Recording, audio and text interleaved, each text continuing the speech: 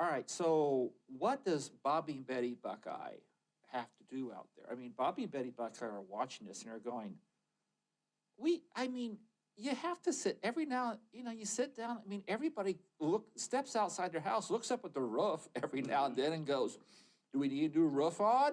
They do an evaluation of it. Here in Ohio, we never do an evaluation, or except for one case, do an evaluation of these. What would it take for Bobby and Betty, what could Bobby and Betty Buckeye do to get House Bill 24 moving, do you think? Well, I think they need to talk to their state representative and their senator, and even when the governor comes around the next time for their re-election and is coming around. Is that coming up, Mike? Is 2014 almost upon us? It's almost upon us. So, oh my gosh. These are issues to be brought up. The educated voter needs to also, not just learn what people are saying, but let's have the good, tough, hard questions and ask the people that are going to represent you, are you willing to do this? Yeah. And I think that's most of what they can do, right? Call whoever is representing them. Okay, let's get down to brass tacks. What's been the response of a lot of your fellow caucus members? I think there's, for the most part, there is some support there. There's always the fear of who's going like Machiavelli said. Right, exactly. The fear is going to be there. And, what are you getting into? Well, don't you have enough to do to not go back and look at the old laws? I'm sure they weren't good laws or they wouldn't have passed them. But on the other hand, I think they understand that times are changing and things, with the new pressure on audits, performance evaluations, return on investment.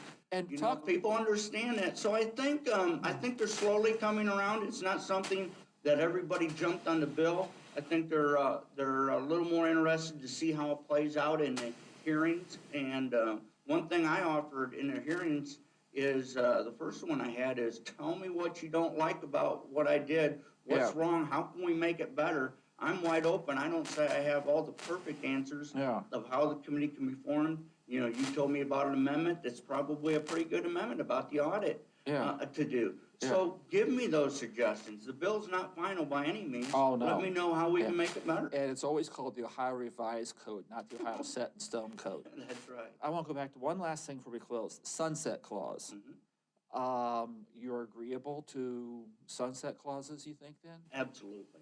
As a matter of fact, it's something, not just in some tax laws, maybe some other laws that we're passing now and some other bills as well. Yeah. Especially, like I said a few minutes ago, with term limits. I think it becomes more and more important that we have a sunset law so that issue gets readdressed. Now, it may come up and the exact same issues are there and we're in the exact same situation, and that bill makes perfectly good sense. It may be just a little bit of tweak, or it may say, time to get rid of that one, we need to move on. Okay, all right. Well, this has been Gene Krebs on behalf of the Center for Community Solutions. Been having a delightful talk here today with Representative Terry Boose from Huron County, all about his bill to take a evaluation, an audit, if you will, of the state's tax giveaways, tax loopholes, tax credits, however you want to phrase it. Depends upon your point of view.